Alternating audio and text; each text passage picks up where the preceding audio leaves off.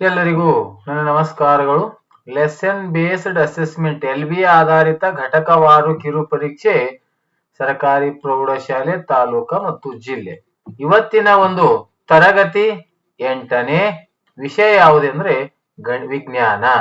ಅಂಕಗಳು 25. ಅಂದ್ರೆ 8ನೇ ತರಗತಿ ವಿಜ್ಞಾನ ವಿಷಯಕ್ಕೆ ಸಂಬಂಧಪಟ್ಟಿರುವಂತಹ LB ಆಧಾರಿತ ಘಟಕವಾರು ಕಿರು ಪರೀಕ್ಷೆ ಮೊದಲನೇ ಅಧ್ಯಾಯ ಆಗಿರ್ತಕ್ಕಂಥ ಬೆಳೆಯ ಉತ್ಪಾದನೆ ಮತ್ತು ನಿರ್ವಹಣೆ ಈ ಒಂದು ಘಟಕದ LB ಆಧಾರಿತವಾಗಿರ್ತಕ್ಕಂಥ ಘಟಕ ಪರೀಕ್ಷೆಯ ಪ್ರಶ್ನೆ ಪತ್ರಿಕೆಯನ್ನು ನೋಡೋಣ.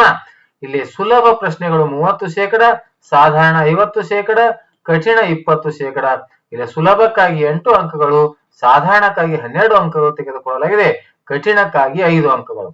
ಇಲ್ಲಿ 1 ಅಂಕದ ಸುಲಭದಲ್ಲಿ ಬರ್ತಕ್ಕಂಥ 1 ಅಂಕದ 2 ಪ್ರಶ್ನೆ 2 ಅಂಕಗಳು, 2 ಅಂಕದ 1 ಪ್ರಶ್ನೆ 2 ಅಂಕ, 4 ಅಂಕದ 1 ಪ್ರಶ್ನೆ 4 ಅಂಕ. ಅಂದ್ರೆ ಒಟ್ಟು ಅಂಕಗಳು ಸುಲಭಕ್ಕಾಗಿರ್ತಕ್ಕಂಥ 8 ಅಂಕಗಳು.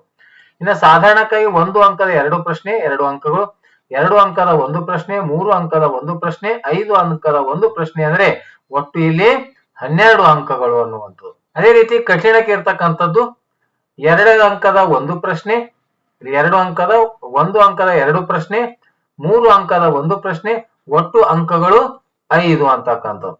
ಈ ರೀತಿಯಾಗಿ ಈ ಸುಲಭ, ಸಾಧಾರಣ ಮತ್ತು ಕಠಿಣದಲ್ಲಿ ಬರುವಂತ 1, 2, 3 ಮತ್ತು 4 ಅಂಕದ ಮಾರ್ಕ್ಸ್ ಗಳನ್ನ ಈ ರೀತಿಯಾಗಿ ಅದನ್ನ ಡಿಸ್ಟ್ರಿಬ್ಯೂಟ್ ಅನ್ನ ಮಾಡಿರ್ತಕ್ಕಂಥ. ಈಗ ಆ ಒಂದು ಪ್ರಶ್ನೆ ಪತ್ರಿಕೆಯನ್ನು ನೋಡೋಣ. ಅಧ್ಯಾಯ 1 ಬೆಳೆಯ ಉತ್ಪಾದನೆ ಮತ್ತು ನಿರ್ವಹಣೆ, ವಿಷಯ ವಿಜ್ಞಾನ, ತರಗತಿ 8ನೇ, ಅಂಕಗಳು 25. ಇಲ್ಲಿ 1ನೇ ಪ್ರಶ್ನೆ ಕೆಳಗಿನ ಪ್ರಶ್ನೆಗಳಿಗೆ ಅಥವಾ ಹೇಳಿಕೆಗಳಿಗೆ 4 ಪರ್ಯಾಯ ಉತ್ತರಗಳನ್ನು ನೀಡಲಾಗಿದೆ. ಅವುಗಳಲ್ಲಿ ಸೂಕ್ತವಾದ ಉತ್ತರಗಳನ್ನು ಆರಿಸಿ ಅದರ ಕ್ರಮಾಕ್ಷರೊಡನೆ ಪೂರ್ಣ ಉತ್ತರಗಳನ್ನ ಬರೆಯಿರಿ ಅಂತಿದೆ. 1 ಅಂಕದ 3 ಪ್ರಶ್ನೆಗಳು, ಒಟ್ಟು 3 ಅಂಕಗಳು. ಪ್ರಶ್ನೆಗಳನ್ನ ಓದ್ತಾ ಹೋಗ್ತೀನಿ. ಅಲ್ಲಿ ಸುಲಭ ಮತ್ತು ಸಾಧಾರಣ, ಕಠಿಣ ಅನ್ನುವಂಥದ್ದು ಕೂಡ ಇಲ್ಲಿ ಗುರುತು ಮಾಡಿದೆ. ಸುಲಭಕ್ಕಿರುವಂತ ಪ್ರಶ್ನೆ ಇಲ್ಲಿ ಸುಲಭ, ಇದು ಸಾಧಾರಣಕ್ಕೆ ಇರುವಂತ ಪ್ರಶ್ನೆ. ಮುಂದೆ ಕೆಂಪು ಅಕ್ಷರದಿಂದ ಅದನ್ನು ಗುರುತು ಕೂಡ ಮಾಡಲಾಗಿದೆ. 1ನೇದು, ಈ ಕೆಳಗಿನವುಗಳಲ್ಲಿ ರೈತ ಸ್ನೇಹ ಎಂದು ಕರೆಯಲ್ಪಡುವ ಜೀವ ಯಾವುದಂದ್ರೆ ಇಲ್ಲಿ ಎರೆಹುಳು, ದನಕರು, ವಿಘಟಕ ಜೀವಿ. 2ನೇ ಪ್ರಶ್ನೆ, ಕೃಷಿ ಪದ್ಧತಿಯಲ್ಲಿ ಅನುಸರಿಸುವ ಮೊದಲನೇ ಹಂತವೆಂದರೆ, ಇದು ಸುಲಭಕ್ಕಾಗಿರ್ತಕ್ಕಂಥ ಪ್ರಶ್ನೆ. ಬಿತ್ತನೆ, ಮಣ್ಣನ್ನು ಹದಗೊಳಿಸುವಿಕೆ, ಕೊಯ್ಲು, ಗೊಬ್ಬರವನ್ನು ಸೇರಿಸುವುದು. ಇನ್ನು 3ನೇ ಅಬ್ಜೆಕ್ಟಿವ್ ಟೈಪ್, ಒಂದೇ ಭೂಮಿಯಲ್ಲಿ ಪರ್ಯಾಯವಾಗಿ ವಿವಿಧ ಬೆಳೆಗಳನ್ನು ಬೆಳೆಯುವುದನ್ನು, ಇದು ಸಾಧಾರಣಕ್ಕೆ ಇರುವಂತ ಪ್ರಶ್ನೆ. ಬೆಳೆ ಸರದಿ, ಅಂತರ್ಬೆಳೆ, ಬಹು ಬೆಳೆ, ಮಿಶ್ರ ಬೆಳೆ. ಇನ್ನು ಪ್ರಶ್ನೆ ಸಂಖ್ಯೆ 2, ಇಲ್ಲಿ ಕೂಡ 1 ಅಂಕದ 3 ಪ್ರಶ್ನೆಗಳಿದ್ದು ಒಟ್ಟು 3 ಅಂಕಗಳು. ಇಲ್ಲಿ ಸಾಧಾರಣಕ್ಕ 1 ಪ್ರಶ್ನೆ ಇದೆ, ಕಠಿಣಕ್ಕಾಗಿ 2 ಪ್ರಶ್ನೆಗಳಿವೆ. 4ನೇದು, ಕೃಷಿಯಲ್ಲಿ ಸಂಯೋಜಿತ ಉಪಕರಣಗಳನ್ನು ಹೇಗೆ ಬಳಸುತ್ತಾರೆ, ಸಾಧಾರಣಕ್ಕಿರುವ ಪ್ರಶ್ನೆ. ಇನ್ನು 5ನೇದು, ರಾಸಾಯನಿಕ ಗೊಬ್ಬರಗಳಿಗೆ 2 ಉದಾಹರಣೆಗಳನ್ನು ಬರೀರಿ, ಕಠಿಣಕ್ಕೆ ಇರುವಂತ ಪ್ರಶ್ನೆ. ಇನ್ನು ಲೆಗ್ಯೂಮ್ ಜಾತಿಯ ಬೇರುಗಳ ಗಂಟುಗಳಲ್ಲಿರುವ ಬ್ಯಾಕ್ಟೀರಿಯಾ ಹೆಸರಿಸಿ, ಇದು ಕಠಿಣಕ್ಕೆ ಇರುವಂತ ಪ್ರಶ್ನೆ. ಇನ್ನು 3ನೇ ಪ್ರಶ್ನೆ, ಇಲ್ಲಿ ಕೆಳಗಿನ ಪ್ರಶ್ನೆಗಳನ್ನು ಉತ್ತರಿಸಿರಿ, 2 ಅಂಕದ 2 ಪ್ರಶ್ನೆ, ಒಟ್ಟು 4 ಅಂಕಗಳು. 7ನೇ ಪ್ರಶ್ನೆ, ಉಳುಮೆ ಎಂದರೇನು, ಉಳುಮೆಯ ಯಾವುದಾದ್ರೂ 2 ಅನುಕೂಲಗಳನ್ನ ಪಟ್ಟಿ ಮಾಡಿ, ಇದು ಸುಲಭಕ್ಕೆ ಇರುವಂತ ಪ್ರಶ್ನೆ. ಇನ್ನು 8ನೇದು, ಬೆಳೆಗಳ ಸಂಗ್ರಹಣೆಯಲ್ಲಿ ಬಳಸುವ ತಂತ್ರಗಳನ್ನು ಬರೆಯಿರಿ, ಇದು ಸಾಧಾರಣಕ್ಕೆ ಇರುವ ಪ್ರಶ್ನೆ. ಇನ್ನು 4 ಅಂಕದ ಪ್ರಶ್ನೆ, ಕೆಳಗಿನ ಪ್ರಶ್ನೆಗಳಿಗೆ ಉತ್ತರಿಸಿರಿ.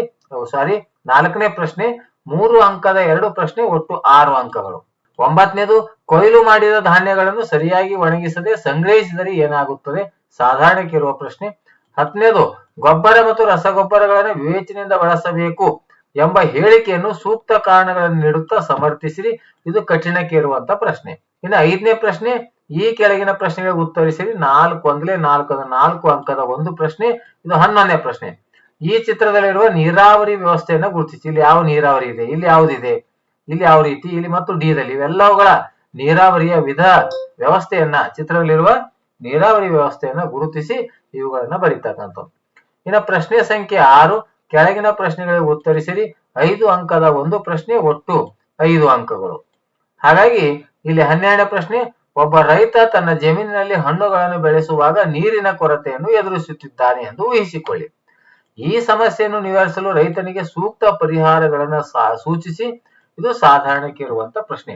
ಆದ್ಮೇಲೆ 6ರಿಂದ 10ನೇ ತರಗತಿವರೆಗಿನ ಎಲ್ಲಾ ಘಟಕಗಳ ವಿಜ್ಞಾನ ಮತ್ತು ಗಣಿತ ವಿಷಯಕ್ಕೆ ಸಂಬಂಧಪಟ್ಟಿರುವಂತಹ LB ಆಧಾರಿತ ಘಟಕ ಪರೀಕ್ಷೆಗಳ ವಿಡಿಯೋವನ್ನು ಮಾಡ್ತಾ ಇದ್ದೀನಿ. ಈ ವಿಡಿಯೋ ಇಷ್ಟವಾದರೆ ದಯವಿಟ್ಟು ಲೈಕ್ ಮಾಡಿ, ಶೇರ್ ಮಾಡಿ ಮತ್ತು ಸಬ್ಸ್ಕ್ರೈಬ್ ಮಾಡೋದನ್ನ ಮರೆಯಬೇಡಿ ಅಂತ ಹೇಳುತ್ತಾ ಈ ವಿಡಿಯೋ ನೋಡಿರುವಂತ ತಮ್ಮೆಲ್ಲರಿಗೂ ನನ್ನ ನಮಸ್ಕಾರಗಳು.